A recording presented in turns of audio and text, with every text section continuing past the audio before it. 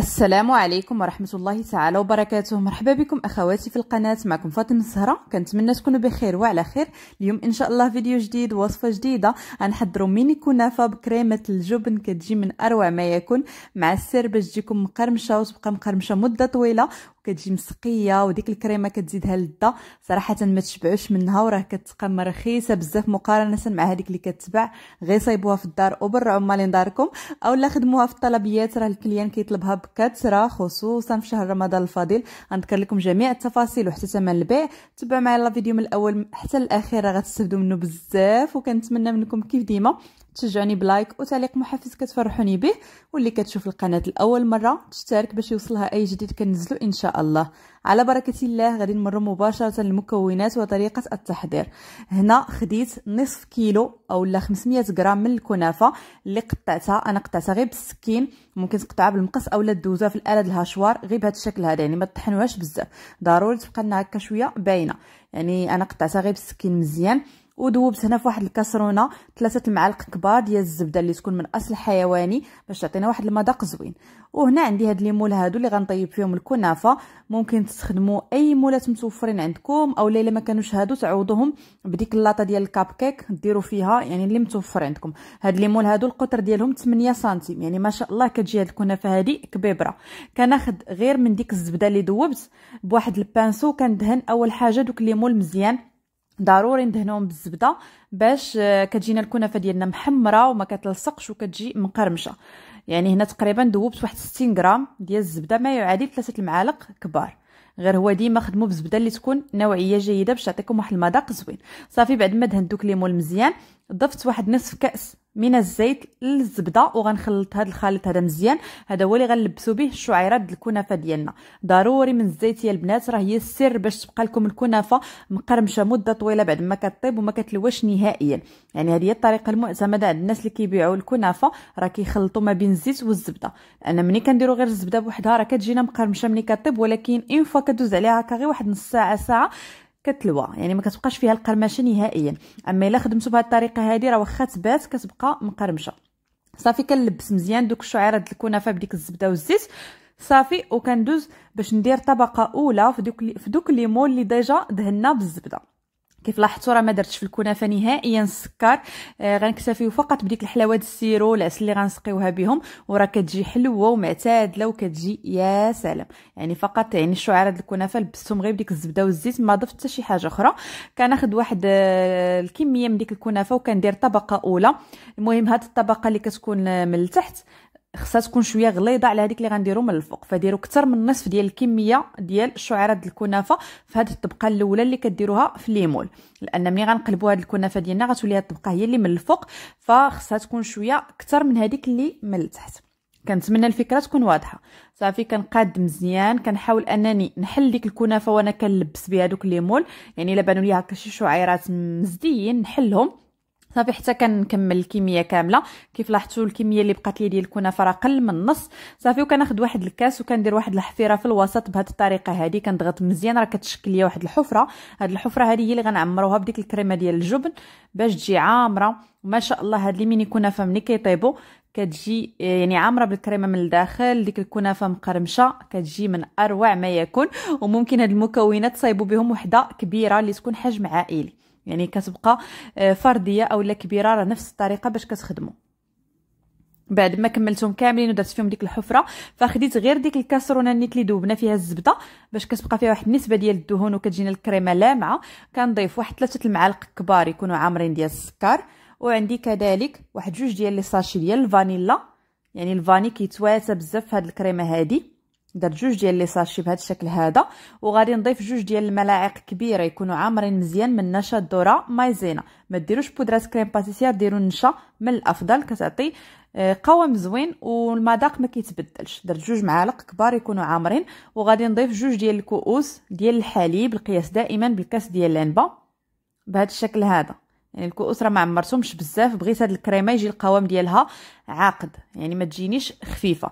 صافي غنخلط هاد المكونات هادو بالطراب حتى كتذوب لي ديك النشا والسكر والفانيلا في الحليب، وغنوضع الكاسرونه ديالي على نار مهيله مع التحريك المستمر. تطيب الكريمه، يعني ما تغفلوش عليها، بقاو تحركوا باش تطيب لكم كريميه وما ما تعقدش هكا فيها حبيبات، يعني بغيناها تجينا كريميه. صافي بعد ما زولتها من فوق النار يا البنات، هذا هو الشكل ديالها. في هذه المرحله كنضيفوا لها اي جبن. انا استخدمت هذه النوعيه هذه اللي شفتوا في لا فيديو، غندير تقريبا اكثر من نص ديال هذه العلبه هذه، يعني واحد 2 معالق كبار يكونوا عامرين مزيان. وممكن ديروا اي جبن كتفضلوه ولا متوفر عندكم. صافي وغنخلط داك الجبن مع الكريمه مزيان حتى كيندمجوا. حاولوا انكم تخلطوا بسرعه مع حد الكريمه سخونه باش يذوب لنا داك الجبن، ما يبقاوش القطع ديالو باينين. شوفوا لا تكستور ديال الكريمه كيفاش كتولي كريميه وكتشهي ولذيذه بزاف، يعني مزيج ما بين الملوحه والحلاوه. يا سلام، هاد الكنافه صراحه اللي بالكريمه كيفضلوها الناس على اللي بالمكسرات لانها كتجي لذيذه بزاف. صافي وكناخذ هكا قياس واحد 2 معالق كبار، وكنبدا نعمر في ديك الحفيره اللي ديجا درناها في ديك الكنافه اللي درنا في ليمول، يعني تقريبا واحد 2 معالق كبار. بغيت هاد لي ميني كنافه يجيوني عامرين مزيان بالكريمه. صافي غادي نستمر يا البنات حتى نعمرهم كاملين بديك الكريمه كامله. يعني هاد المقادير اللي تقسمت معكم نص كيلو د الكنافه وهاد الكريمه كيخرجوا ليا 10 ديال لي بياس من هاد الميني كنافه اللي قياس 8 سنتيم، يعني 10 ديال الحبات ما شاء الله اللي كبيبرين. صافي كنعمر حتى كنكمل بديك ديك الكريمه كامله. عاد غادي ندوز نوضع الطبقه الاخيره من ديك الكنافه اللي بقات لينا. يعني هاد الطبقه اللي كنديروها للخرا راه كتكون رقيقه، وغير توضعوا يا البنات ديك الطبقه ديال الكريمه. صافي وضعوا مباشره فوق من هذيك الطبقه ديال الكنافه باش ما حدا سخونه كتلصق عليها ديك الكنافه، اما الا خليناها بردات فراه ما كتبغيش تثبت لينا عليها. صافي كنبدا ندير هكا دوك الشعيرات د الكنافه وانا كنحلهم، وكنحاول انني نضغط غير بالكف ديال يدي باش كنلصق ديك الكنافه على الكريمه. ما نضغطوش بزاف باش ما تخرج ليناش الكريمه، يعني غير بشويه بحال هكا راه كتقاد، ويعني كتلصق ديك الكنافه على الكريمه بكل سهوله. يعني هاد التفاصيل الاخوات المبتدئات اللي غيجربوا الوصفه لاول مره، وراه ديجا جربتوا الكنافه اللي كنت حضرتها معكم بحجم عائلي، وصراحه بزاف اللي خلاو لي لي كومونتير عجباتهم، وكاينين اللي صيفطوا لي في الانستغرام في الخاص باللي كيعتمدوها في الطلبيات والكليان كيطلبها ما شاء الله. فاعتمدوا حتى هاد لي ميني كنافه راه كيجيو رائعين بزاف. غادي نكملهم كاملين يا البنات. وفي هذا الاثناء راني شعلت الفران يسخن، يعني غير نوصلوا لهاد المرحله نشعلوا الفران ديالنا يسخن، سواء كان فرن كهربائي او لا فرن الغاز. نسخنوه مزيان على اعلى درجه باش اون فوا كنكملوهم كندخلوهم مباشره يطيبوا. ملي كندخلوهم كنقصوا النار تكون مهيله، الا كان فرن الغاز فكتنقصوا النار من الاسفل فقط تكون مهيله باش كطيب الكنافه على خاطرها. يعني الطياب هو سر من اسرار الكنافه باش تجيكم مقرمشه وتبقى لكم مقرمشه مده طويله، يعني طيب على عافيه مهيله حتى تبان لنا تحمرات من الجناب. عاد نشعلوا على وجهها نار مهيله تاخذ واحد اللون محمر ونخرجوها. وإلا كان فرن كهربائي فكتشعلوا عليها من الفوق ومن التحت على 170 درجه وكتخليوها كطيب. دابا كملتها غندخلها مباشره للفران طيب، وان فوا كندخلها كندوز باش كنحضر السيرو باش كيبرد ليا على ما كطيب. راه تقريبا هي كتاخذ واحد 45 دقيقه في الطياب. هنا في واحد الكاسرونه وضعت كاس عامر ديال الماء القياس بالكاس د العنبه، مع دي طرونش ديال الحامض، مع واحد 5 د المعالق كبار ديال السكر، يعني ما يعادل كاس لاروب ديال السكر. صافي غندوب شويه داك السكر هكا نحركو يذوب في الماء، ونوضع هاد الكاسرونه على نار متوسطه حتى يبدا يغلي، ونخليه يغلي هكا واحد 5 دقائق حتى كيتقال القوام ديالو. ضروري السيرو تخليوه يغلي شويه باش كيتقال القوام ديالو. هنا بعد ما طابت الكنافه خرجتها مباشره وهي راه مازال سخونه هنايا، فكناخذ داك السيرو ضفت ليه واحد 2 معالق كبار عامرين مزيان من العسل بهذا الشكل هذا، وذوبتهم فيه وخليته برد. يعني راه براد الوقيته اللي كانت كطيب الكنافه.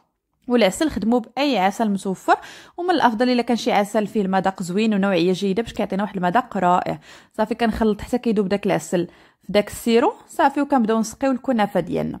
اللي بغات دير العسل بوحدو راه ممكن، غير هو راه كتجي يعني الكنافه مقرمشه اكثر من القياس وما كتجيش فيها ديك السقيه وديك التعليكه، فمن الافضل اننا نخلطوا ما بين السيرو والعسل.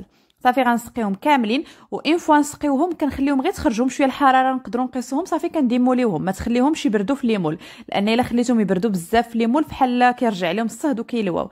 يعني هنايا راه غير خرجتهم شويه الحراره بديت كنديمولي فيهم. الطريقه يا البنات كتاخذوا فقط سكين كتاكدوا انها ما لصقاتش، صافي وكتقلبوهم بهذا الشكل هذا. شوفوا ما شاء الله كيجيو محمرين ورائعين بزاف، وفيهم واحد النسمه يا سلام، وديك الكريمه رائعه بزاف. غنقسم لكم واحد الحبه في اخر الفيديو باش تشوفوا الشكل ديالهم. بالنسبه لهذا لي ميني كنافه فثمن البيع هو 10 دراهم من الحبه. باش تقدروا تخرجوهم. يعني 10 دراهم لا بياس، وما شاء الله راه عليهم الطلب البنات اللي كيخرجوا لي كوموند. صافي غنكملهم كاملين غنديمو ليهم. بالنسبه للزين فكيبقى اختياري، تقدروا يعني هاد الكنافه ديال الكريمه تزينوها باللي بغيتو. انا هنا خديت شويه ديال البيستاش، غنحاول انني نقطعو شويه بهذا الشكل هذا صافي. وغادي ناخذ العسل وغندير واحد شويه ديال العسل فوق من ديك الكنافه، وندير فوق منها مباشره البيستاش باش داك البيستاش كيبقى لاصق، ماشي غير نجيو نحركوها يطيح فوق منها. يعني ضروري ندهنو شويه بالعسل صافي. ونديروا داك البيستاش. ممكن ديروا اللوز اللي يكون محمر هكا ومهرماش، ديروا انصاف ديال الكركاع اللي بغيتو. يعني التزيين كيبقى اختياري. يعني هذه الكريمه راه كاينين الناس اللي كيبيعوها على برا راه ما كيزينوهاش كاع، لان صراحه غير المذاق ديالها مزينه كتجي رائعه بزاف. ولكن يعني البنات اللي كيديروا لي كوموند من الافضل هكا يزيدوا شويه ديال الديكور باش تجي عاطيه للعين. صافي بهذا الشكل هذا غنكملهم كاملين. كنتمنى يا البنات غير تجربوها، راه غادي تعجبكم بزاف. وما تنساوش تصيفطوا لي التطبيقات ديالكم في الانستغرام، غنخلي لكم الرابط في صندوق الوصف. وغادي نحل لكم واحد الحبه من هذه الكنافه هذه، تشوفوا الشكل ديالها من الداخل راه كتجي رائعه بزاف. هذا هو الشكل ديالها. شوفوا ما شاء الله اللوي اللي كيجي فيها، يعني واخده حقها في الطياب. دائما ملي كطيبوها على عافيه مهيله راه كتاخذ حقها في الطياب، كطيب من الداخل ومن برا، وراه جات مقرمشه مسقيه، وديك الكريمه لداخل يا سلام، شي حاجه اللي طوب ديال طوب.